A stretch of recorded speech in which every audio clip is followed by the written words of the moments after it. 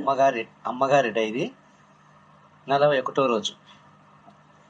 ఈరోజు జ్ఞాని అనుభవంలో తన ఆది గురువు అనుగ్రహం అనుభవంలోకి వచ్చింది.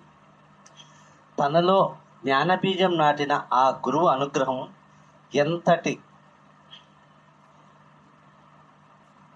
ఎంతటి వరకే తను ఆగకపోయినా తన చుట్టూ తిరిగి ఎంతో ఆప్యాయతతో ఎక్కడున్నా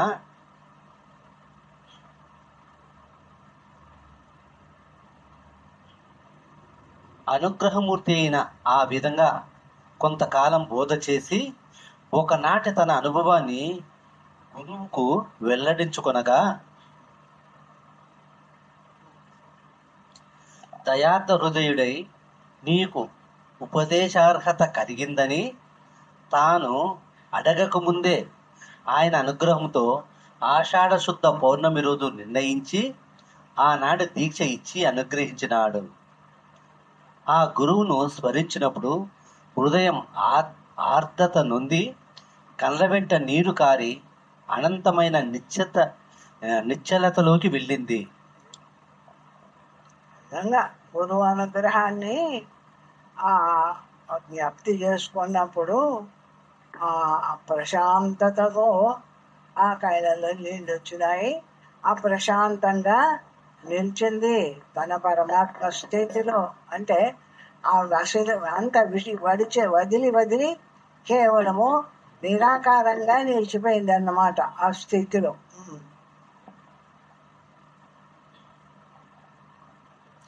అక్కడ ప్రయత్నమే లేని దృఢ నిశ్చలతతో అసంప్రజ్ఞాత సమాధిలో అక్కడ ధ్యానం చేయవాలా అని ఏదైనా ప్రయత్నం ఉంది అంటే ఏ ప్రయత్నం చేయకుండానే అసంప్రజ్ఞాత సమాధి అంటే కేవలము ఆ ప్రయత్నం లేకుండా నేను ధ్యానం చేస్తున్నాను అనేటువంటి ప్రజ్ఞ లేకుండా కేవలం నిరాకారంగా నిలిచిపోయింది ఆ స్థితిలో.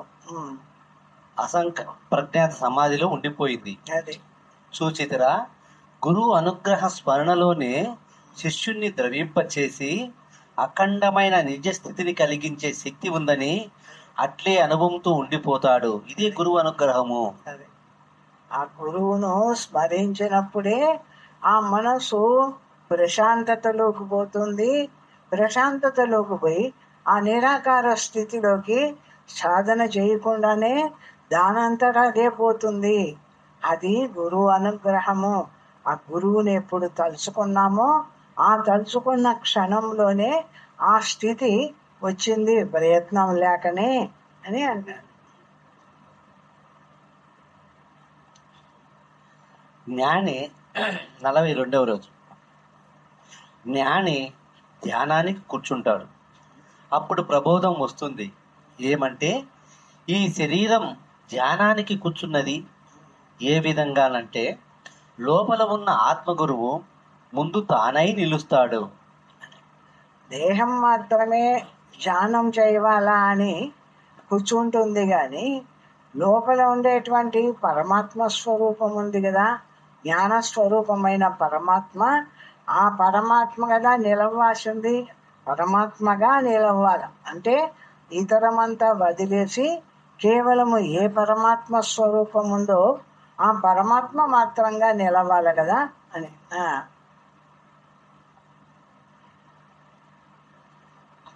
ఆ సత్తానే శరీర ఇంద్రియాదులను తమ పనులు చాలించి ఊరుకొనడం ప్రారంభించాయి. అదే ఎప్పుడు ఆ ధ్యానం చేయవాలా ఆ మనోబుద్ధులు ముందు నిరాకారత పొందుతాయి.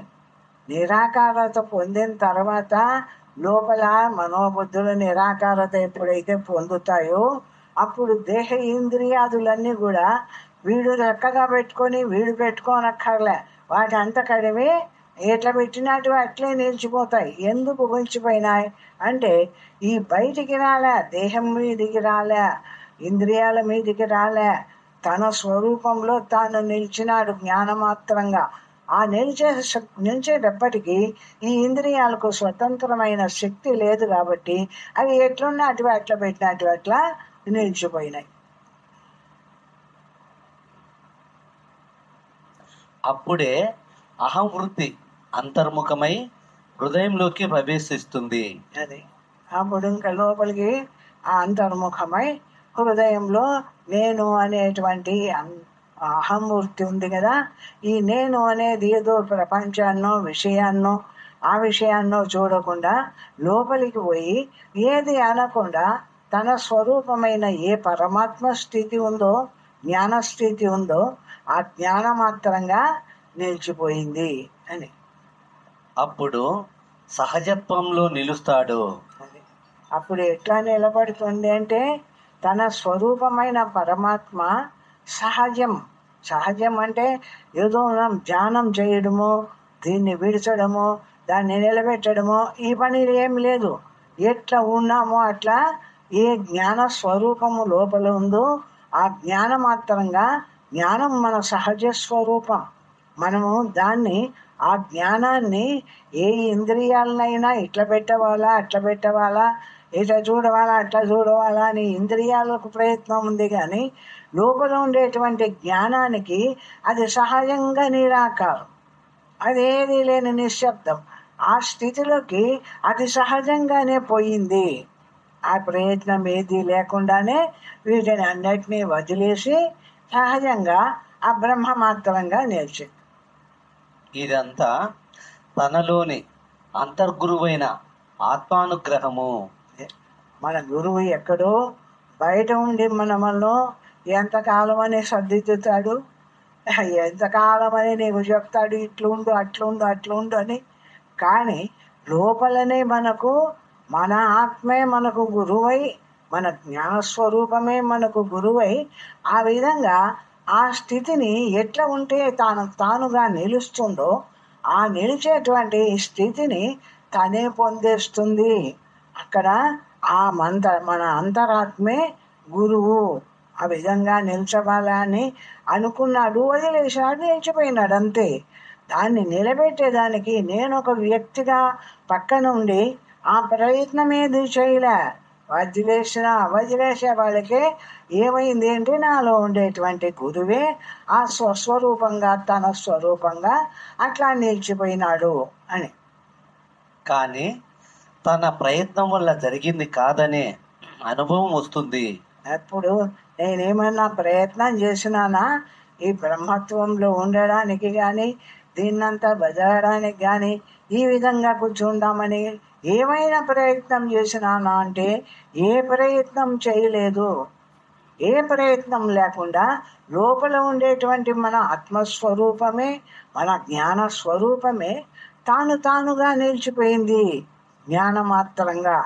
అంతేగాని అక్కడ ఏ ప్రయత్నము లేదు. ఆ విధంగా సహజంగా నిలిచిపోయింది తన స్థితిలో తాను. అప్పుడు పూర్ణంగా కేవల అచల బ్రహ్మమాత్రుడై తన సహజత్వంలో నిలుస్తాడు. ఇది కేవల జ్ఞానస్థితి. అది అక్కడ అచలత్వంలో అంటే చలనం లేని స్థితిలో ఏమే ఆ కేవల అంటే ఈ దేహానికి, మనస్సుకు, బుద్ధికి, ఇంద్రియాలకు వేటికి సంబంధం లేని కేవలం అచల స్థితి. ఏది కదలనటువంటి ముందు ఏ జ్ఞానం ఉందో ఆ జ్ఞానం జ్ఞానంగానే నిలబడిపోతుంది. జ్ఞానం జ్ఞానంగా నిలబడిపోయినప్పుడు ఆ జ్ఞానము ఇంద్రియాల్లోకి ఎక్కడా రాలేదు కాబట్టి ఈ ఇంద్రియాలనేవి శబ్దవాసన అవసరం లేదు. అవి ఎట్లుండేటివి అట్లున్నాయి. లోపలికి పోయినటువంటి జ్ఞానస్వరూపము తను ఎట్లుందో అట్లా సహజంగా తన స్వరూపంగా తాను నిలిచిపోయింది. ఆ విధంగా నిలిచిపోయింది అని చెప్తా. 43వ రోజు. జ్ఞాని ముందు ధ్యానానికి కూర్చొని కొంతసేపు మాత్రమే ధ్యానం చేసి వెళతాడు. మరలా ధ్యానానికి వస్తాడు. గురువు దగ్గర నిలబడి తదేక దీక్షతో గురువును చూస్తాడు, మాట్లాడుతాడు. తండ్రి, నా ఆత్మమైన నీవు నీ సజస్థితిలో ఉండమని కోరతాడు. అయితే ఇక్కడ జరిగింది ఏమిటంటే, శిష్యుడు గురువు వద్ద నిలబడి వెంటనే అతని దృష్టి, మనసు ఏకాగ్రతతో చలన రహితమై నిలుస్తాయి. అది మీరు కూడా గమనించవచ్చు. ఎప్పుడైనా అట్లా ప్రశాంతంగా ఉన్న స్థితిలో ఇంకా ఏ విషయాలు అనుకోకుండా, మనస్సులో సంకల్పాలు విషయాలు అనుకోకుండా ఏకాగ్రంగా ఆ గురువుని అట్లా చూసినప్పుడు ఆ గురువు నుండి వచ్చినటువంటి ఆ ప్రశాంతత అనేది మనలో దానికి అంతటికి అదే కలుగుతుంది. మనం ప్రయత్నం చేయనక్కర్లేదు. దీన్ని విడిచి దాన్ని విడిచి ఇక్కడ దృష్టి నిలిపి ఇక్కడ ఏం అక్కర్లేదు. ఎట్లా ఉన్న వాళ్ళం అంటే పరమాత్మ స్వరూపంగా జ్ఞానమాత్రంగా నిలిచిపోతాం. అదే గురువు అనుగ్రహం. వెంటనే తన సహజ స్వరూపంలో నిలిచిపోతాడు. ఏముంది, ఉన్నది పరమాత్మ స్వరూపమే కదా. తన స్వస్వరూపంగా విషయం అనేది లేని స్థితిలో తన స్వరూపంగా నిలిచిపోతుంది ఆ ప్రయత్నంలో. అప్పుడు గురువు తాను అన్న ద్వైతం పోయి తన ఆత్మ గురువు అవుతాడు. సరే, నాకు అప్పుడు గురువు వేరుగా ఎదురుగా కనిపిస్తాడా? నా గురువు వేరుగా అంటే అప్పుడు వేరుగా గురువు బయట కనిపించడు. నా ఆత్మస్వరూపమే నా గురువు. నాలో ఉండేటువంటి జ్ఞానము అదే కదా నన్ను నడిపిస్తూ ఉండేది. నా ఇంద్రియాలను కానీ, నా మనస్సును కానీ, నా బుద్ధిని కానీ వీటన్నిటినీ నడిపిస్తూ ఉండేది ఏది అంటే నాలో ఉండేటువంటి జ్ఞానస్వరూపం అనేటువంటిదే కదా. ఆ జ్ఞానమే నాకు గురువైంది. ఇప్పుడు ఈ విషయాలన్నిటినీ అదే వదిలేసింది. తానుగా జ్ఞానమాత్రంగా నిలుస్తుంది. నా ప్రయత్నం ఏది లేకుండానే తానై నిలుస్తుంది. ఇది అంతరంగంలో ఉండేటువంటి ఆత్మగురువు యొక్క అనుగ్రహము అని. ఆ విధంగా తన సహజ సమాధిలో నిలుస్తాడు. ఆ విధంగా ఇంకా సమాధి స్థితిలోకి పోయింది. చూచితిరా, శిష్యుడు మనస్ఫూర్తిగా గురువుకు శరణాగతి అయినప్పుడు గురువు తనకంటే వేరుగా శిష్యుణ్ణి మిగల్చకుండా శిష్యుడు వాని ఆత్మే తానే అయి నిలుస్తాడు. అది కాబట్టి ఎంత మనము భక్తి శ్రద్ధలతో గురువును చూస్తామో అప్పుడు గురువు వేరుగా ఉండడు. ఇంకా గురువు వేరుగా ఉండడు. గురువులో ఉన్న పరమాత్మ స్వరూపము మనలో ఉన్న పరమాత్మ స్వరూపము ఒకటే కాబట్టి ఆ గురువే మన ఆత్మస్వరూపంగానే నిలిచి జ్ఞానమాత్రంగా నిలిచి సహజంగా ఏ బ్రహ్మం ఉందో ఆ బ్రహ్మమై నిలుస్తాడు. ఇప్పుడు నువ్వు నిలిచినావా, గురువు నిలబెట్టాడా అంటే ఆ గురువు అనుగ్రహం వల్లనే నీలో ఉండేటువంటి జ్ఞానము ఇతర విషయాలను అనుకోకుండా కేవలం తానుగా నిలిచిపోయింది. తానుగా నిలిచిపోయినటువంటి జ్ఞానము పరమాత్మ స్వరూపం కాబట్టి, పరబ్రహ్మ స్వరూపం కాబట్టి ఆ గురువు కూడా ఆ పరబ్రహ్మ స్వరూపుడే కాబట్టి ఎప్పుడు ఆయనను అనుగ్రహించమని ప్రార్థించి నిలిచినామో అప్పుడు మనలోని పరమాత్మగానే తాను బయట ఉండి మన వలన అనుగ్రహిస్తూ ఉండేవాడుగా కాకుండా మనలో ఉండేటువంటి పరమాత్మగా మన స్వరూపంగానే మన వలన అక్కడే సర్దిద్దేసి తన స్వరూపంగా నిలబెట్టేస్తాడు. అట్లా ఉంటుంది గురువు యొక్క అనుగ్రహము. ఇది గురువు అనుగ్రహం అంటే. ఇక్కడే ఒక్కొక్క సమయంలో శిష్యుడు గురువుకు ఆంక్షలు విధిస్తాడు. గురువునే ఆజ్ఞాపిస్తాడు. అంటే అంతటి స్వతంత్రత వస్తుంది ఈ శిష్యుడికి. నేను శిష్యుడిని కదా, గురువుని ఏమైతే ఆజ్ఞాపించేది అనిపించదు. ఆ సమయంలో ఆ గురువు తన ఆత్మస్వరూపము ఒకటే కాబట్టి అప్పుడు గురువునే ఆజ్ఞాపిస్తాడు. ఇది అనన్య భక్తి కాబట్టి అక్కడ గురువు కూడా శిష్యుని ఆజ్ఞ పాటిస్తాడు. అక్కడ ఏమైంది అంటే గురువు ఆత్మ శిష్యుని ఆత్మ ఒకటే అవుతుంది కాబట్టి తను చెప్పినట్టు గురువు వింటాడు, గురువు చెప్పినట్టు ఆ జ్ఞానం వింటుంది. ఆ విధంగా రెండు ఒకటే. ఆ గురువు ఏ విధంగా చెప్తున్నాడో ఆ గురువే నిలుస్తున్నాడు అనేటువంటి ఉద్దేశంగా నేను నిలుస్తున్నాను, నేను అనేటువంటి భావం లేకుండా కేవలం గురువే ఉన్నాడు అనుకున్నారు కాబట్టి ఆ స్థితిలో గురువే తానుగా నిలుస్తాడు. ఇక్కడ తన ప్రయత్నం లేకుండానే, తను ఏది చేయకుండానే ఏ పరమాత్మ స్థితిని సహజ స్థితిలో, తన పరమాత్మ స్థితిలో గురువే మన అంతరాత్మయి అక్కడ నిలుస్తాడు అని.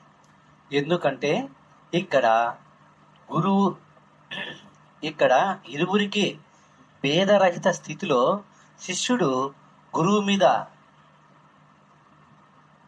మీద అధికారిగా కూడా కావచ్చు, కానీ గురువు దానిని భేదంగా పాటించడు.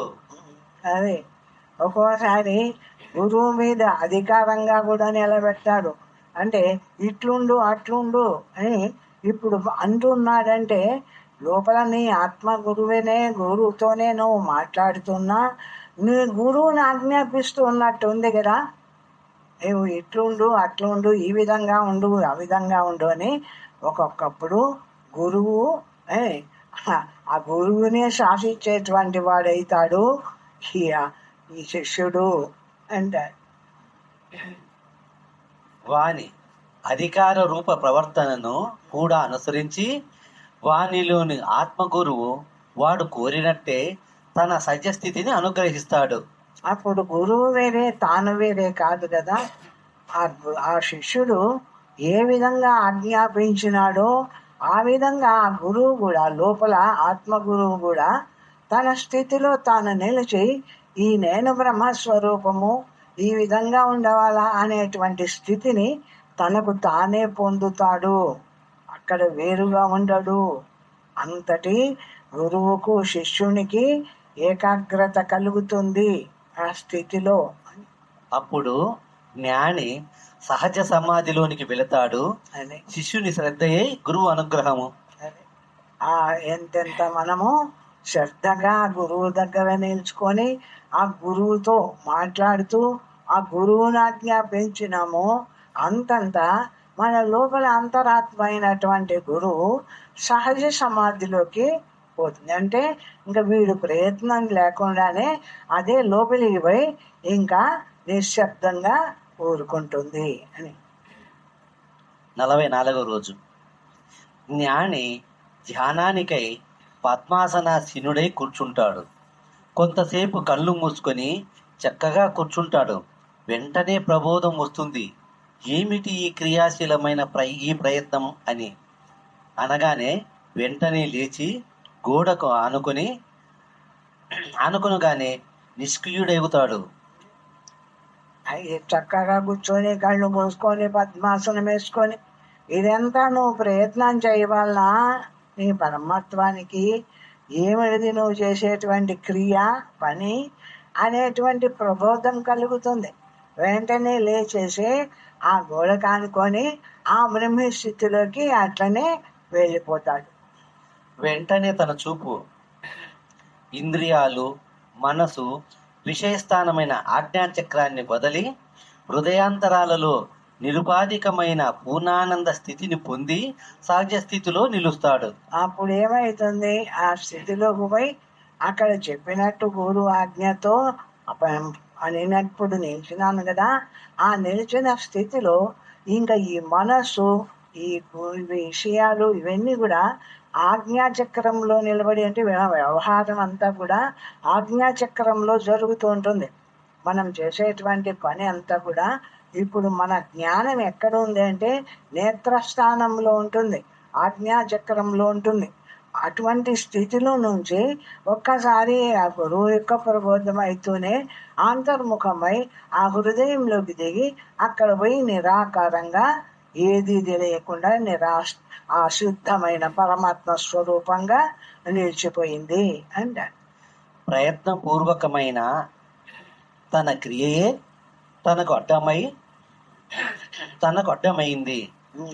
ఇంకా కొంచెం ఒక్కొక్కసారి మన ప్రయత్నపూర్వకమైన పని ఉంటుంది, మనం చేస్తాం కదా, ఇట్లా నిలబెడదాం అట్లా నిలబెడదాం, లోపలికి పోదాం, ఆ గురు మధ్యంలో నిలబెడదామా అక్కడ అనేటువంటి క్రియ ఉందే, ఆ క్రియనే మనకు అడ్డమవుతుంది. నువ్వు ఇంకా దేహం అనుకుంటున్నావు, దేహభావం ఉంది. ఎప్పుడు అనుకుంటాం అన్నమాట? దేహం నేను అనుకొని ఆ దేహభావం కలిగినప్పుడు ఇప్పుడు నాసాగ్రంలో నిలబెడదామా, హృదయ స్థానంలో నిలబెడదామా, అవసరాలు ఇవన్నీ శరీరానికి ఉండే స్థానాలు కదా. ఇవన్నీ ఈ శరీరం నేను అనుకొని ఈ స్థానాల్లో నిలబెట్టడము అనేది ఒక నీకు పని. నువ్వు ఎట్లా ఉన్నావు, నీ స్వరూపము, నీ జ్ఞానము నిరాకారంగా సర్వవ్యాపకంగా ఉండేటువంటిది కదా నీ స్వరూపము. ఆ విధంగా ఉన్న జ్ఞాన స్వరూపము నీ స్వరూపంగా ఉంది కదా దీంట్లో కూడా. కాబట్టి ఈ క్రియలు, ఈ చేతనము, ఈ అనుకోవడాన్ని మొత్తాన్ని వదిలేసింది. ఎక్కడ నిలబడితే ఎక్కడ, ఎట్లా ఉంటే ఎట్లా, కేవలము నిరాకారమైనటువంటి బ్రహ్మమై నిలిచింది. అక్కడ క్రియ చేయకుండా శుద్ధమైన బ్రహ్మమై నిలిచింది. ప్రయత్నపూర్వకమైన తన క్రియయే తనకు అడ్డమైంది. ఎప్పుడు అన్నీ వదిలిన తన ఏకరూపత కలిగిందో అప్పుడే తన అసంగమైన నిజానంద ప్రాప్తి కలిగింది. అదే ఎప్పుడు ఇవన్నీ దేహభావంతో ఉండి అది ఇది చేస్తూ ఉండే పనిని అనేదాన్ని దేహభావము, పనిభావం మొత్తం వదిలేసే వాళ్ళకే తన స్వరూపమైన నిరాకారమైన బ్రహ్మస్వరూపం ఏదుందో ఆ బ్రహ్మ మాత్రంగా నిలిచింది. ఇక్కడ ఉన్నాను, అక్కడ ఉన్నాను అనేటువంటిది లేకుండా ఎక్కడ ఉంటే అక్కడ నిరాకారమై నిలిచిపోయింది. ఆ పరిస్థితిలో, ఆ పరమాత్మ స్థితిలో ఆ విధంగా ఉండిపోయింది. కనుక తన స్వరూపనిష్ట కావాలనుకుంటే అప్పుడు అన్నీ వదిలి ఊరుకుండడమే తన సహజ స్థితి. అది ఎవరైనా మన పరమాత్మ స్థితిలో తాను ఉండవాలనుకుంటే ఇదో అదో ఏదో చేస్తూ ఉండడం కాదు, ఇక్కడ అక్కడ ఇక్కడ నిలబెట్టడం కాదు. ఎక్కడ ఉన్నావో అక్కడ అన్ని వదిలేసి నిశ్చలంగా మౌనంగా ఉండిపోవడమే. ఏ పని చేయాలా అనేటువంటి ఒక ప్రయత్నము అనేటువంటి వ్యక్తి భావం ఉండకూడదు. ఎక్కడ అనుకుంటావు అక్కడ వదిలేసి ఊరుకుంటే ఆ ఊరుకున్న స్థితిలో ఈ దేహాన్ని, ఇంద్రియాలను, వీటన్నిటిని వదిలేస్తుంది. ఏ కేవల జ్ఞానం ఉందో, వేటి సంబంధం లేనటువంటి ఏ శుద్ధ జ్ఞానం ఉందో ఆ జ్ఞానం ఒక్కటే ప్రకాశిస్తుంది. ఆ స్థితిలో ఎట్లున్నవాడు అట్లా పరమాత్మ స్వరూపుడై నిలుస్తాడు. అట్లు కాక ఏది చేసినా తనకంటే ఇతరమైన ఆభాస రూప ద్వైతమే అవుతుంది. ఆ విధంగా ఉండక ఇంకా ఏది చేసినా కూడా నువ్వు శరీరానికి సంబంధించిన ఆభాస రూపమే అవుతుంది. అందుకే ఏం చెప్తారు అంటే ఈ బ్రహ్మస్వరూపం అంత సులభమైంది ఇంకొకటి లేదు అంటారు. ప్రతి యోగంలోనూ అన్నిటిల్లోనూ ఈ చేసే పద్ధతులు చెప్పే గురువులు చెప్పే పద్ధతుల్లో కష్టం ఉంటుంది. ఆ దేహం అట్లా నిలబడవాలా, ఆ ఇంద్రియాలు అట్లా నిలబడవాలా, ఆ చూపు నిలబడవాలా, లేదు ఆ శ్వాస నిలబడవాలా, లేదు మనస్సు నిలబడవాలా. ఇట్లా ఈ ఇంద్రియాల మీదనే ఉంటుంది వీళ్ళ దృష్టి అంతా. దీన్ని నిలబెట్టు, దీన్ని నిలబెట్ట, దాన్ని నిలబెట్టి, ఇక్కడ నిలబెట్టు, అక్కడ నిలబెట్టు అంటే వాడు ఏం చేస్తున్నాడు? ప్రయత్నము. అంటే ఆ దేహమే తాను అనుకుంటున్నాడు. ఒకటికి దేహం తాను అనుకున్నాక పరమాత్మ ఎట్లా అవుతాడు? దేహం తాను అనుకోని కదా దీన్ని ఇట్లా నిలబెట్టవాలా, అట్లా నిలబెట్టవాలా.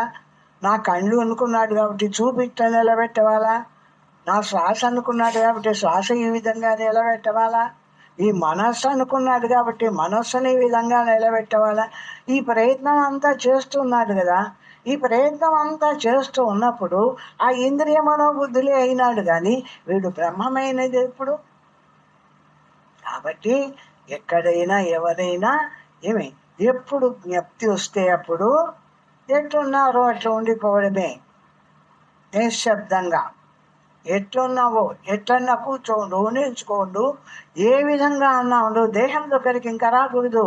నేను ఏది అనుకున్నాను, నాలో ఉండేటువంటి జ్ఞాన స్వరూపమైన పరమాత్మగా నేను నిలవాలనుకున్నా. ఈ జ్ఞానం మీదకి, ఈ దేహం మీదకి, ఇంద్రియాల మీదకి, వీటి మీదకి రాకుండా ఏ జ్ఞానం కదా నా స్వరూపము, నా పరమాత్మ స్థితి.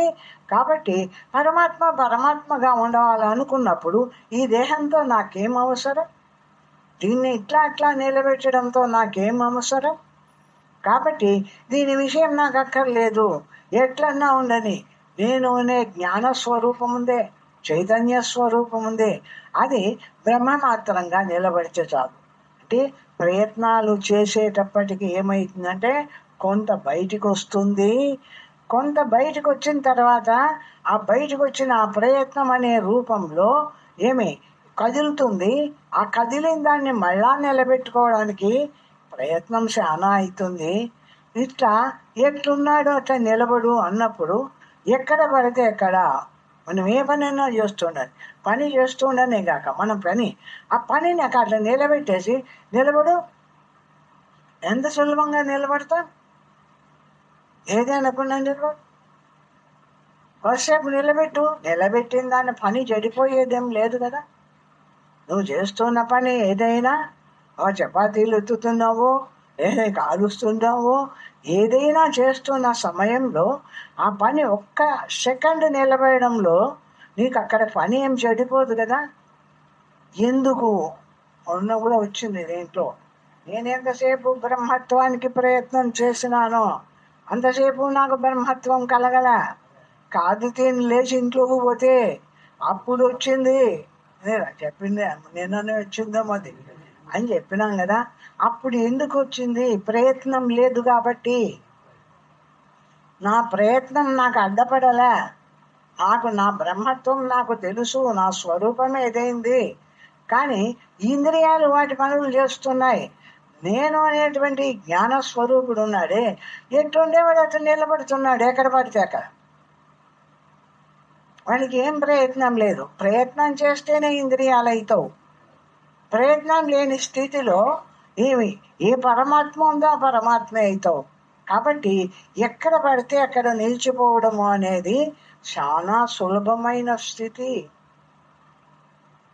మనం ఇంద్రియాలతో ప్రయత్నం చేసేదానికంటే చాలా సులభమైన స్థితి ఏదంటే ఎక్కడ పడితే అక్కడ ఊరుకో. లోపల నువ్వు ఊరుకుండడం కావాల్సి, అంతేగాని ఈ ఇంద్రియాలను సర్దడం కాదు. ఇవి ఉండని, దాని ఆ పాటికి ఇవి ఉండని. లోపల నేను అన్న జ్ఞానస్వరూపుడు ఉన్నాడే, ఆ జ్ఞానస్వరూపుడు ఇవి అయి అవి అయి వాయి అని పోకుండా ఎక్కడున్నవాడు అక్కడ నిలబడ్డాడు, ఎట్టున్నవాడు అట్లే నిలిచిపోయినాడు.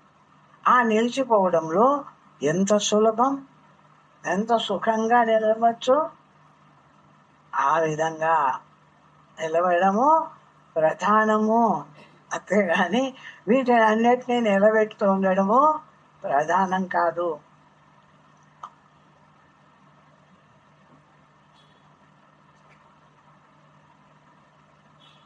అట్లు కాక ఏది చేసినా తనకంటే ఇతరమైన ఆభాస రూప ద్వైతమే అవుతుంది. అదే అప్పుడు చెప్పేది కూడా, ఏది చేసినా తనకంటే ఇతరమైన ఆభాస. నేను పద్మాసనం వేసుకొని కూర్చోవాలా అంటే కాళ్ళ దగ్గరికి రావాలా, కాళ్ళు ఒక పక్క నిలబెట్టవాలా, నేను ఈ చేతులు ఇట్లే పెట్టుకోవాలా అంటే ఆ చేతుల దగ్గరికి రావాలా, ఆ చేతులు నిలబెట్టవాలా, ఈ చూపు అట్లా చూసి నిలబెట్టవాలంటే ఆ చూపు దగ్గరికి రావాలా. ఎందుకు? నేనుగా ఉండడానికి నాకు ఈ దేహంతో అవసరమేముంది? ఈ దేహంతో చేయవలసిన పనులు దీన్ని నిలబెట్టుకోవాల్సిన అవసరమేముంది? నేను ఎట్లా నిలబడతానో అట్లా నిలబడుతుంటే నాకు ఏ పని లేకుండా శుద్ధంగా బ్రహ్మం అవుతాను చూడు. నేను ఊరుకుండడమే బ్రహ్మము, అంతేగాని ఈ శరీరం ఈ ఇంద్రియాలను వీటిని నిలబెట్టడం బ్రహ్మత్వం కాదు. వీటిని నిలబెట్టడానికి ఎప్పుడు ప్రయత్నం చేస్తానో అప్పుడు నా మనస్సు ఈ ప్రయత్న రూపమై ఇంకా బయటికి మొదలు పెడుతుంది. అప్పుడు దాన్ని నిలబెట్టడానికి సాధ్యం కాదు. ఎక్కడ పడితే అక్కడ అట్లా నిలబడిపోయినావంటే ఆ మనస్సును ఆ నిలబడిపోయినటువంటి అశుద్ధ చైతన్య స్థితిని ఏది కదిలించలేదు. ఎందుకంటే దేని ప్రయత్నం లేకుండా ఏ బ్రహ్మం తానో బ్రహ్మ మాత్రంగా ఉండి ఆ బ్రహ్మం జ్ఞప్తికి వస్తూనే బ్రహ్మంగా నిలిచిపోయినాడు. నేరుగా ఎక్కడికి పోయి నిలబడుతున్నాడు? బ్రహ్మమయ్యే నిలబడుతున్నాడు. అంతేగాని ఈ దేహేంద్రియాదుల్లో వీటిని సవరించుకోలే. ఏ బ్రహ్మస్వరూపం తాను అనుకున్నాడో, ఏ జ్ఞానము తాను అనుకున్నాడో తానే నిలిచినాడు. జ్ఞప్తి రావడం ఆలస్యం, తానుగా నిలిచిపోయాడు. అంతేగాని ఇక్కడ ఏ ప్రయత్నం లేదు. అట్లా చేసినప్పుడే సులభంగా బ్రహ్మత్వం వస్తుంది. నువ్వు పనులు చేసేటప్పుడు కూడా బ్రహ్మత్వాన్ని పొందగలవు. కేవలం ధ్యానం చేసేటప్పుడే కాదు, నువ్వు అన్ని పనులు చేసేటప్పుడు కూడా ఆ బ్రహ్మత్వాన్ని ఎప్పుడు కావస్తే అప్పుడు బ్రహ్మ మాత్రమై నిలిచి పొందగలవు. ఆ స్థితిని పొందవాలా. అది సహజ స్థితి. సహజము అంటే ఎట్లున్న వాళ్ళం అట్లా ఉండిపోవడము అని. కనుక అన్నీ వదిలి తానై స్వరూపంలో నిలుస్తాడు. ఇదే ధారణత్వము. ఇక్కడ ధ్యానించేవాడు లేని కేవల ధ్యేయ స్థితి. అదే ఇక నేను ధ్యానిస్తున్నాను, ఇవి నిలబెట్టాను, ఏదో ఈ మనస్సు నిలబెట్టాను అనేటువంటి ధ్యానించేవాడు ఎక్కడున్నాడు? కేవలము జేయ స్థితి. జేయం అంటే మరి నా పరమాత్మను పొందడానికి కదా నేను ఆ పనులన్నీ చేసిన. కాబట్టి ఆ పనులు చేయకుండానే నా పరమాత్మ నేను అవుతున్నాను చూడు. ఏ బ్రహ్మం ఉందో నాలో, బ్రహ్మ మాత్రంగా ఉందో ఆ బ్రహ్మంగానే నిలిచిపోయింది చూడు, తానుగా. ఇప్పుడు ఏ ప్రయత్నము చేయలేదు కదా. ఆ విధంగా తానుగా నిలిచిపోతుండవాలా. ఇది ఎక్కడ పడితే అక్కడ చాలాసేపు నిలబడడం వల్ల, ఒక్క నిమిషము, ఒక్క సెకండు అట్లా నిలబడితే ఈ ప్రపంచము, ఈ దేహము, ఈ ఇంద్రియాలు ఇవన్నీ లేనటువంటి శుద్ధమైన జ్ఞానస్థితి ఎట్లుంటుందో అది ప్రశాంతంగా తెలియబడుతుంది, అనుభవింపబడుతుంది. 45వ రోజు. ఈ రోజు ధ్యానంలో తనలోని ఆత్మ గురువే తన తత్వాన్ని వివరిస్తున్నాడని, ఆయన తెలుపకపోతే తనకు ఏ సత్తా లేదని భావిస్తాడు. అంతవరకు రకరకాలుగా మారుతున్న ధ్యానం ఒక్కసారిగా సహజ మౌనంలో నిలుస్తుంది. ఎవరు నాలో ఈ జ్ఞాన స్వరూపాన్ని తెలిపి తన తత్వంలో తాను నిలబడుతూ ఉంటే కదా నేను నిలబడుతుండేది. లేకపోతే నేను అనేది బయట ఉండి ఈ దేహం ప్రభావంతో ఉండి ఇది అది చేస్తున్నప్పుడు ధ్యానం కోసమైనా, ధ్యానమే అయినా, ఒక నామాన్ని పలకడమైనా, ఏదైనా చేస్తూ ఉన్నానంటే ఏదో ఒక పని చేస్తూ ఉంది కదా ఈ దేహేంద్రియాదులు, ఈ వాక్కు అన్ని. అట్లా లేకుండా లోపల ఉండేటువంటి జ్ఞానస్వరూపమైన అంత చేసి నేను పొందవాలనుకుందేమిటిది అంటే ఆ జ్ఞానస్వరూపం. ఆ జ్ఞానస్వరూపమే ముందు వచ్చి తానుగా నిలబడుతుంటే, ఏది చేయకుండా జ్ఞానమాత్రంగా, ఆ జ్ఞానమాత్రంగా నిలబడితే ఏం పని చేయకుండా ఆ ఇంద్రియాలన్నీ వాటంతకు అవే నిలిచిపోయినాయి కదా. నేనేం నిలబెట్టలేదు కదా వాటి దగ్గరికి పోయి. ఇది సీతారామాంజనేయంలో వచ్చేది. ఇంద్రియమనంబులటు చెలించనేని నే చెలించితనంచు నే వెరుగపోకు నిశ్చలుడనంచు తెలియము నిన్ను. నీ జ్ఞానస్వరూపముందే. ఆ జ్ఞానం కదిలేది కాదు, మిగిలేది కాదు, అంతటా ఏకరూపంగా ప్రకాశిస్తుండే జ్ఞానం నా స్వరూపమని ఆ జ్ఞానమాత్రంగా నిలిచినానంటే ఈ ఇంద్రియాలు ఏవి కదులుతాయి? మనస్సు కదులుతుందా? ఇంద్రియాలు కదులుతాయా? అవి కదలనప్పుడు వాటిని నిలబెట్టే పని నాకుందా? ఏదీ లేదు చూడు. నేను ఏకంగా ఏ జ్ఞాన స్వరూపమైన పరమాత్మ ఉందో ఆ పరమాత్మే జ్ఞప్తి వచ్చింది. ఆ జ్ఞప్తి కూడా ఎవరిది? పరమాత్మదే. ఆ జ్ఞప్తి చేయడం కూడా ఎవరు చేస్తున్నారు? నాలో ఉండేటువంటి ఆ పరమాత్మ స్వరూపుడే తనను జ్ఞప్తి చేసినాడు, తానుగా నిలిచినాడు. నిలిచినాడు అంతే. ఇది ఏమనుకోలే. మళ్ళా ఇదంతా అనుకునేదో, అనుకోకపోయేదో, నిలబడేదో ఇదంతా దేహేంద్రియాదులకు సంబంధించింది కదా. నాకు దాంతో ఏం పని? ఉన్నాను చూడు, వీటన్నిటినీ ఈ ప్రయత్నాల్లో విధింపడం కానీ వీటిని సరి చేయడం కానీ చేస్తూ ఉన్నాను. నేనున్నానే జ్ఞానమాత్రంగా. ఆ నన్ను నేను కదా తెలుసుకోవాల్సింది, నేనుగా కదా నిలవాల్సింది. వీటన్నిటితో నాకేమక్కరా అని ఆ జ్ఞానంతో, ఆ జ్ఞానమే తనను తాను తెలుసుకొని తానుగా నిలబడిపోతుంది. ఇక్కడ ఇంకొకటి లేదు, ఇంకొక ప్రయత్నం లేదు. ఆ మాదిరిగా నిలబడుతూ ఉంటుంది.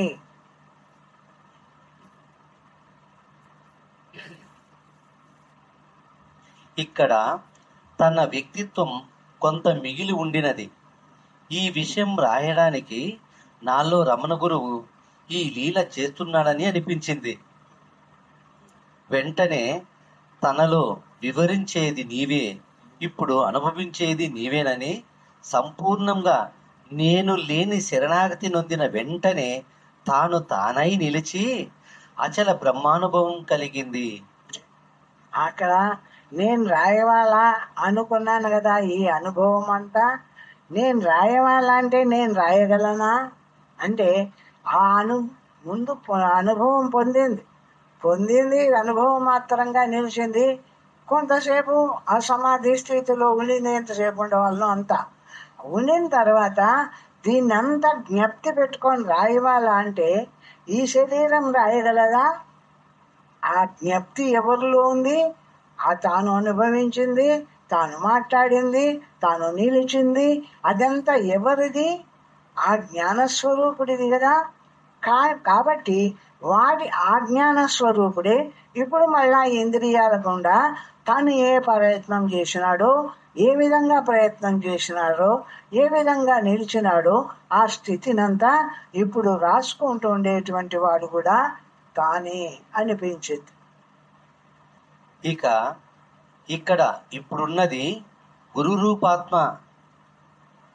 రూపాత్మే అయినా నా రమణుడే ఈ స్థితిలో తానుండే ఇతరాన్ని వదులుతాడు, లేదా ఇతరాన్ని వదిలి తానుగానైనా ఉంటాడు. అది ఒక్కొక్కసారి దేహాన్ని వదిలేస్తాడు, దేహ సంబంధం లేని తానుగా ఉంటాడు, మళ్ళా దేహంలోకి వస్తాడు. ఆ అనుభవించినటువంటి తన స్థితిని అంతా మళ్ళా రాయనగలుగుతున్నాడు. ఈ విధంగా చేసేదంతా కూడా నాలో ఉండేటువంటి ఆ మహర్షి అయినటువంటి ఆ గురువే, ఆ పరమాత్మే గురువు. ఇప్పుడు నాకు మహర్షి అంటే వేరేగా నేను మహర్షిని భావించడంలా, నాలో ఉండేటువంటి ఆ బ్రహ్మస్వరూపమే నా గురువు. కాబట్టి వాడే అనుభవిస్తాడు. అనుభవించిన స్థితిని తనే మళ్ళా రాయగలుగుతున్నాడు. అంతేగాని ఈ దేహం కాదు అనే ఉద్దేశంతో జరిగింది. రెండు ఒక్కటే దారులు వేరుగా ఉంటాయి. ఇదే సహజ స్థితి, ఇదే అసంగ స్థితి. అప్పుడు దేహం వేరే, ఈ లోపల ఉండేటువంటి పరమాత్మ వేరే కాకుండా ఏకరూపమై నిలుస్తుంది. దేహం కనపడదు, కేవలము బ్రహ్మరూపం మాత్రమే తెలియబడుతుంది. ఆ స్థితిలో అట్లా ఉండిపోతుంది. ఆ పరమాత్మ యందు అంత శ్రద్ధగా మనం ఉండగలిగితే. ఈరోజు 46వ రోజు. ఈరోజు ధ్యానానికి కూర్చుంటాడు. ముందు రోజు జరిగిన చిదంశ స్థానాలు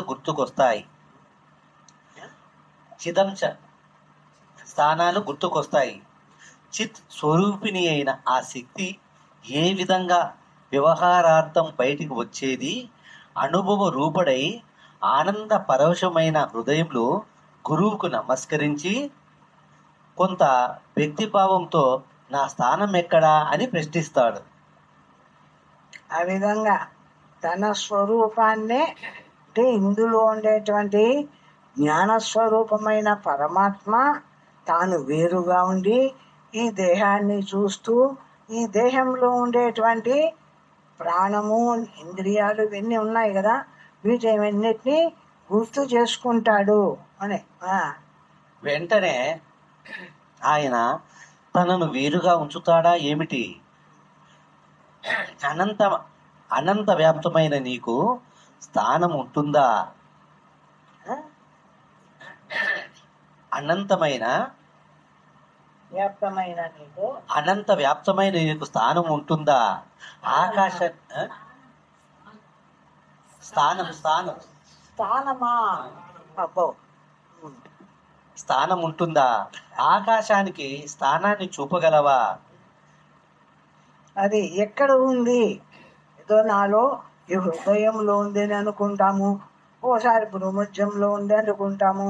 ఇవన్నీ మనము ఈ దేహానికి సంబంధించిన తావులన్నీ చూస్తుంటాం కదా. పరమాత్మ స్థితిలో నిలబడడానికి వాస్తవంగా ఎట్లా ఉన్నావు నువ్వు అంటే అఖండమై అనంతంగా వ్యాపించి ఉండేటువంటి ఆ పరమాత్మ స్వరూపమైన నీకు ఈ దేహంలో తావులు నీకు అవసరమా? ఈ దేహంలో ఉన్న తావులు నీకెందుకు?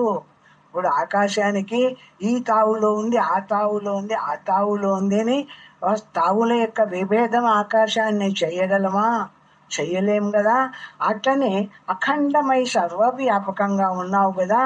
అటువంటి నీకు ఏ తావున ఉన్నావని నిన్ను ధ్యానం చేయవాలా ఇక్కడ పెట్టి అనేటువంటి ఉద్దేశంతో మాట్లాడుతున్నాడు అక్కడ. వ్యవహారానికి బయటికి వస్తుందని, లోపలికి పోతుందనే భావం కూడా నీ మనకల్పితమే. అది నేను బయటికి వస్తాను, ఇంద్రియాల్లోకి వస్తాను, అప్పుడు వ్యవహారం చేస్తాను, ఆ ఇంద్రియాలను విడుస్తాను, మళ్ళా బ్రహ్మమాత్రంగా నిలుస్తాను, ఈ విధంగా అనుకుంటున్నామే. అది కూడా వాస్తవమా? నువ్వు ఇంద్రియాల్లోకి వస్తావా, మళ్ళా ఇంద్రియాల్లోంచి వెనక్కు పోయి నిలబడతావా? నీవైనా ఒక వస్తువా? ఒక వస్తువు అయితే అది ఇంద్రియాల్లోకి రావడము వెనక్కు పోవడము జరుగుతుంది. నిరాకారమై సర్వవ్యాపకంగా ఉండేటువంటి ఏ ఆకారము లేనటువంటి జ్ఞాన స్వరూపం ఏమిటిది? ఇంద్రియాల్లోకి రావడం ఏమిటిది? ఇంద్రియాల్లోంచి మళ్ళా వెనక్కు పోయి ఆ హృదయంలో నిలబడి అక్కడ నిలబడడం ఏమిటిది? ఇదంతా నీలో జరుగుతుందా? విచారణ విధంగా. కనుక మనసు పోతూ వస్తూ ఉంటుంది. దానిని ప్రకాశింపచేసే చిత్ శక్తి రాకపోకలు కలిగినట్లు అనుభూతమవుతుంది. అదే అక్కడ ఎట్లా అనిపిస్తుంది? ఆ విధంగా మన మనస్సు అనేది ఇంద్రియాల్లోకి వస్తుంది, బయటికి వస్తుంది, లోపలికి పోతూ ఉంటే మనస్సు వెంటబడి ప్రకాశిస్తుంది కదా. ఆ మనస్సును ప్రకాశింపజేస్తూ ఆ మనస్సు దగ్గర ఉంది కదా ఈ జ్ఞానం. అట్లా ఉండడం చేత ఈ జ్ఞానమే వస్తుంది ఇంద్రియాల్లోకి, ఈ జ్ఞానమే లోపలికి పోతుంది అనిపిస్తుంది. కానీ నీ జ్ఞాన స్వరూపము వచ్చేది కాదు, పోయేది కాదు, వస్తూ పోతూ ఉండేది ఏమిటిది అంటే మనస్సే కదా. నీవెక్కడ వస్తూ పోతూ ఉంటావు? సర్వవ్యాపకంగా ఆకాశం వాలే అనంతమై నిలిచిపోయిన నీకు రాకపోకలున్నాయా? వస్తావా పోతావా? లేదు కదా అని విచారం అనే సందేశాన్ని విని మరలా తన స్వస్థితిలో నిలిచిపోయాడు. ఇదే కథలని చిదాకాశంలో చెరించే మాయ. అది ఆ విధంగా ఈ భావం వచ్చేటప్పటికి, ఆ భావం కలిగేటప్పటికి మళ్ళా అన్ని వదిలేసి అనంతంగా ఉండేటువంటి చిదాకాశంలో నిలిచిపోయింది తన స్వరూపంగా. ఏది? ఆ పరమాత్మ స్థితిలో తానుగా బ్రహ్మమాత్రంగా నిలిచిపోయింది అని. 47వ రోజు. ఈ రోజు ధ్యానం మొదటిలోనే మహానిర్వాణమైన మౌన స్థితిలో ఉండిపోయింది. కొంతసేపటి తర్వాత ఈ స్థితిని ఏమని వ్రాయను అనే ప్రశ్న, ఏమీ లేదనే స్థితినే వ్రాయమంటాడు గురువు. అప్పుడు స్వామి ఈ మహానిర్వాణంలో నిలిచిపోయింది అంటే పోతూనే ఎంతసేపు ఉండేదో అంతసేపు నిరాకారమైనటువంటి బ్రహ్మీ స్థితిలోనే నిలిచింది. నిరాకారమైన బ్రహ్మీ స్థితిలో నిలిచినటువంటి ఆ స్థితిని ఏదైనా ఒక ఇంద్రియాలు ఇది అది చేస్తే కదా ఈ విధంగా ఉండినాను, ఈ విధంగా ఉండినాను అని రాయవాలా? ఈ స్థితి పోతూనే నిరాకారం అయిపోయింది. ఈ నిరాకారమైన స్థితిని ఏ విధంగా రాయవాలా అనేటువంటి ప్రశ్న వచ్చింది.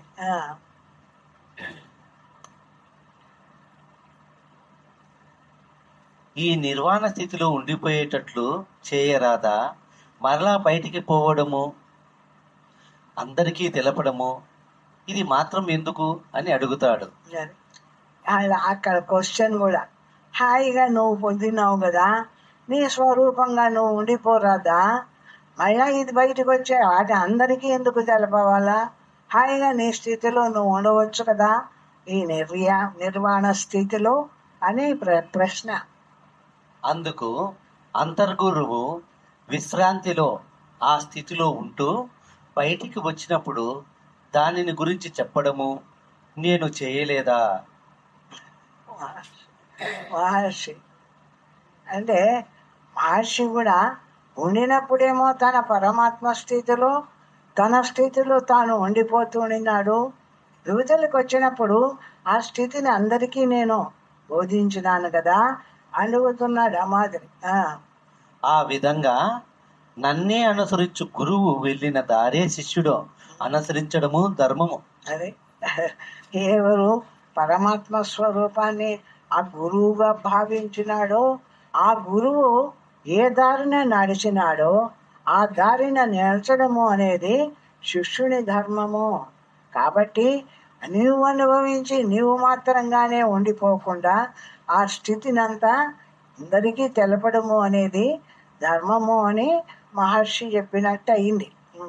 అనే ప్రబోధం రాగానే మరలా తన సహజ నిర్వాణంలోకి పోయి కాసేపు అయ్యాక మళ్ళీ ప్రబోధము, ఇక్కడ నీ కర్తృత్వం ఏమిటి? నీవు లేని సదా నా ఉనికియే కదా. అప్పుడు ఆ శుద్ధ చైతన్య రూపుడైన ఆయన ఇచ్చ నెరవేరని అనే ప్రబోధంతో, అంతేలే నీ ఇచ్చయే నెరవేర్చుకో అని తాను లేని సంపూర్ణ శరణాగతుడైన తన సహజ స్థితిలోకి వెళతాడు. అదే అంతే. ఆ స్థితి వచ్చింది. ఆ స్థితి రాగానే అది రాసినాను కాబట్టి ఇప్పుడు మళ్ళా మనము చదువుకుంటున్నాం కాబట్టి తెలుస్తుంది. ఆ స్థితిలోకి పోయింది. తన సహజ స్థితిలో తాను నిలబడింది. ఆ నిలిచిన స్థితిని మళ్ళా బయటకు వచ్చి ఇవన్నీ గురువు అని అడిగింది, గురువు చెప్పింది. ఈ విషయాన్ని అంతా కూడా మళ్ళా తన అనుభవ స్థితిని గురించి బయట రాసింది. అంతేలే నీ ఇచ్చయే నెరవేర్చుకో అని తాను లేని సంపూర్ణ శరణాగతుడై తన సహజస్థితిలోనికి వెళతాడు. ఇదే అనంత బ్రహ్మం నుండి ప్రసరించే జ్ఞానం. అదే ఇంకా నాదేం లేదు, నీ ఇచ్చ నెరవేర్చుకో, నీకెట్లా బుద్ధి పుడితే నీ ఇచ్చ నెరవేరుగా కానీ తన యొక్క కర్తృత్వం లేకుండా వదిలేస్తాడు. వదిలేసినప్పుడు ఆ బ్రహ్మానుభవ స్థితి పూర్ణంగా కలుగుతుంది. ఆ కలిగిన దాన్ని మళ్ళా ఇతరులకు కూడా చెప్పగలుగుతున్నాము, ఇక్కడ కూడా రాయగలిగినాము. ఈ విధంగా వచ్చింది, ఈ విధంగా అనిపించింది, ఈ విధంగా ప్రబోధమైంది, మళ్ళా ఈ విధమైన స్థితిలోకి పోయింది. ఇదంతా మళ్ళా రాయడం అయింది. ఏముంది మా 48వ రోజు చూసుకోండి చాలు. ఇదంతా మీకు బాగుందా? ఏమో ఏదైనా ఇప్పుడు అష్టావక్ర గీత అదేమన్నా పెడితే బాగుంటుందా? పెడితే బాగుందా? ఆలోచించండి మీరు. అలా నాకు అదొక లోపల ఏమనుకుంటా. ఇప్పుడు అయిపోయినాక మాట్లాడదాము. 48వ రోజు. ఈ రోజు జ్ఞాని ధ్యానానికై వస్తాడు. గురుధ్యానం చేసి కళ్ళు మూసుకొని మెల్లగా మూలాధారాన్ని లక్షిస్తూ లోపలికి దిగుతాడు. కాసేపు నిశ్చల స్థితి నిలబడతాడు. అప్పుడు ప్రబోధ రూపమైన ప్రశ్న వస్తుంది.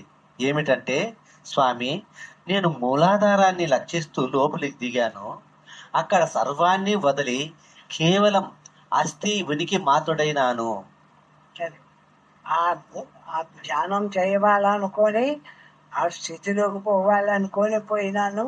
ఆ స్థితిలో లోపలికి పోయి మూలాధారం వరకు పోయి నిలిచింది. అక్కడ నిరాకారమైన బ్రహ్మస్వరూపాన్ని పొందింది. ఆ, అప్పుడు ఈ దేహభావం, దీనిలోని మూలాధార భావం, అక్కడికి దిగుతున్నాననే భావం, ఇవన్నీ వ్యక్తిత్వానికి సంబంధించినవే కదా. ఇవన్నీ దేహం ఒకటి ఉందని, దాంట్లోకి మూలాధారంలోకి చేరినానని, ఈ మూలాధారం అని, ఇదంతా కూడా దేహానికి సంబంధించిన భావమే కదా, ఇది ఒక వ్యక్తిత్వానికి సంబంధించిందే కదా అనిపించింది. ఇవి లేకుండా బయటనే సర్వాన్ని వదిలిన ఉనికిని పొందవచ్చు కదా. ఇక్కడ లోపలికి వచ్చి ఇక్కడ నిరాకారం పొందడం ఎందుకు? ఎక్కడ ఉన్నానో అక్కడ బయటని ఏది అనుకోకుండా వదిలేసి ఎట్లున్నానో అట్లా ఉండిపోవచ్చు కదా, ఎక్కడ పడితే ఎక్కడ అని మళ్ళా. అంటే స్వామి అనుగ్రహవాణి నిజమే, కానీ వ్యవహార రూపమైన బుద్ధి ధ్యానంలో తన మూలాధారంలో దిగుతున్నానని భావిస్తూ శుద్ధాతి శుద్ధమై సూక్ష్మాతి సూక్ష్మై అక్కడ నిలిచి శబ్ద రూపాలు లేని తన ఉనికి మాత్రంలోనే నివసిస్తూ ఉంది. ఇప్పుడు ఈ ప్రయత్నం అంతా ఎట్లా ఉంటుంది అంటే, కొంతవరకు నీకు మొట్టమొదటినే ఏం లేదు, ఎట్లున్న పరమాత్మను అట్లా ఉండిపోతా అని నువ్వు ఉండిపోదామని ప్రయత్నం చేసినా బయట నుంచి అప్పుడే కూర్చుంటావు కదా, ఎట్లున్నా అని అట్లా ఉండిపోదాం అనుకున్నావు కదా, అంతకు ముందంతా ఈ ప్రపంచ విషయంలో ఉండినావు కదా, అట్లా ఆ ఉందాం అనుకున్నది ఉండలేదు. అందుకై నువ్వు ప్రయత్నపూర్వకంగా అంతర్ముఖమై అక్కడ ఏదీ లేని స్థితిలోకి పోయి ఆ శుద్ధమైన తర్వాత, అక్కడ పోయిన తర్వాత ఇంకా ఏ విషయము లేని పరిశుద్ధత ఏర్పడిన తర్వాత బయటకు వచ్చి కూడా ఏది అనకుండా ఇట్లనే ఉండవచ్చు కదా అని ఇప్పుడు అడుగుతున్నా. అడగడం ముందే అడిగింటే, ముందే అడిగితే ఉండేది కాదు వాస్తవంగా. ఎందుకు ప్రపంచ విషయంలోంచి పోయి నిలబడింది? అంత సులభంగా ప్రపంచ విషయాన్ని వదలదు. అట్లా దాన్ని లోపలికి దింపి, ఎందుకు అంటే దాన్ని నేను శిక్షణ చేసినట్టుగా నిలబెట్టినాం కాబట్టి, అక్కడ నిరాకారత పొందింది కాబట్టి, జ్ఞానమాత్రంగా నిలిచింది కాబట్టి, బయటకు వచ్చిన ఏది వేయకుండా కూడా నిరాకారంగా ఉండిపోయే స్థితికి రాగలిగింది. అప్పుడు నిర్వికారత యొక్క వాసనా బలమే బాహ్య ప్రపంచంలో కలిసిన తటస్థ వ్యవహారానికి ఆధారం అవుతుంది. అదే ఆ నిరాకారంగా ఎంతసేపు అక్కడ ఉండగలిగినావో, ఆ నిరాకారంగా ఉండిన స్థితి దాని బలంతోనే నువ్వు బయటికి వచ్చినా కూడా ఈ ప్రపంచంలో కలసకుండా అప్పుడు పరమాత్మ మాత్రంగా ఉండగలుగుతున్నావు.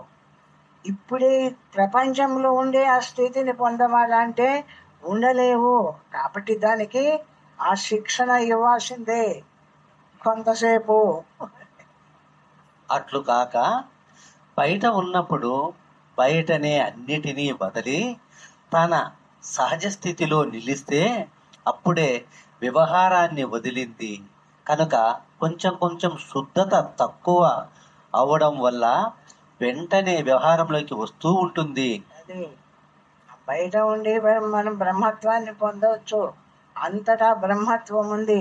నేను లోపలికి పోయి ఆ మూలాధారంలోనో హృదయంలోనో నిలబడితేనా నా బ్రహ్మము అంటే లేదు, బయటంతా ఉంది.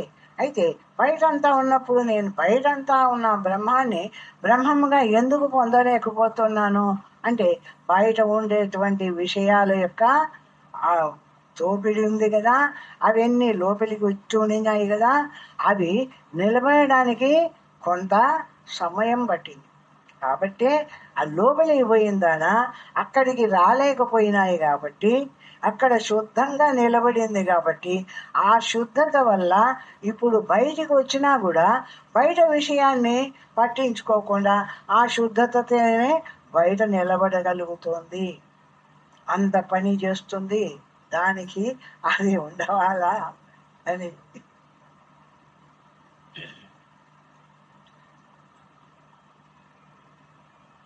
కనుక పోయేటప్పుడు దేహభావం, స్థానభావం అక్కడ స్థానభావం ఉన్న అక్కడ నిలిచిన వెంటనే బుద్ధితో సహా అన్నీ వదిలి తన పూర్ణ స్థితిలో నిలుస్తాడు అనే ప్రబోధంతో తన సహజ స్థితిలో నిలుస్తాడు.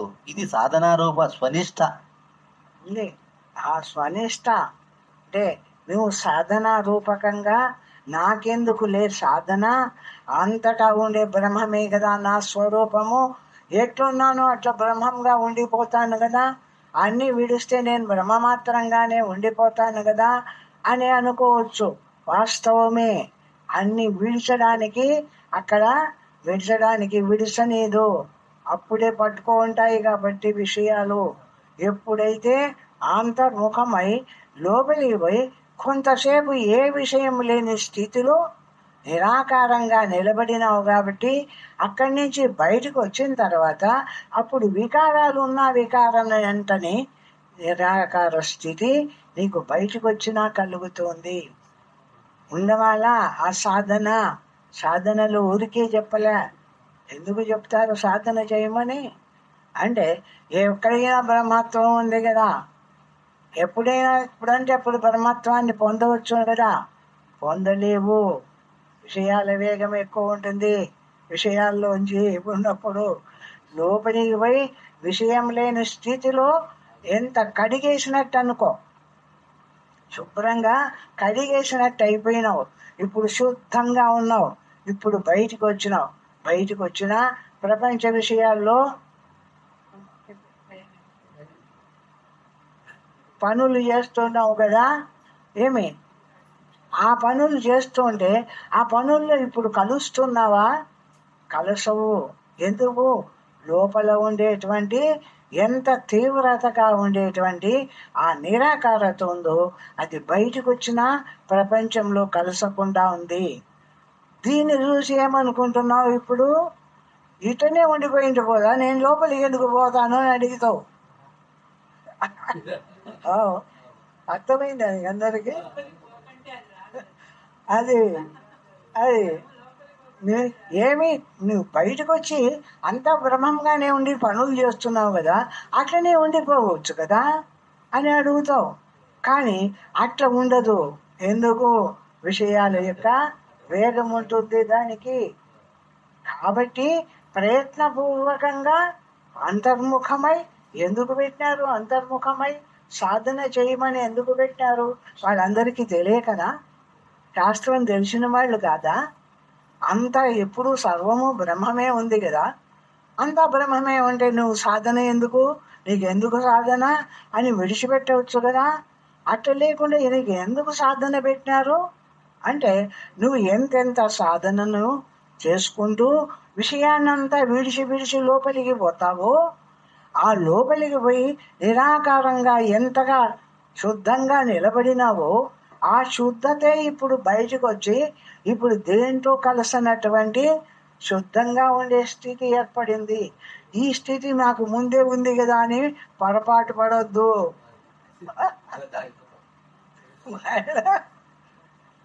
అట్లా అనుకోండి, పొరపాటు పడితేవే నేను ఎక్కడున్నా బ్రహ్మాన్నే లేని, నువ్వు బ్రహ్మాన్ని అనుకుంటుంటావు. ఇంద్రియాలు మనసు ఆ పనుల్లోకి పోతూనే ఉంటాయి, ఆ విషయాల్లోకి పోతూనే ఉంటాయి. నేనేమో బ్రహ్మత్వంలో ఉన్నా. ఇది అంత బూటకం, వాస్తవం కాదు విషయం. కేవల బ్రహ్మమాత్రం అహమహమితి సాక్షాదాత్మరూపేణ భాతి.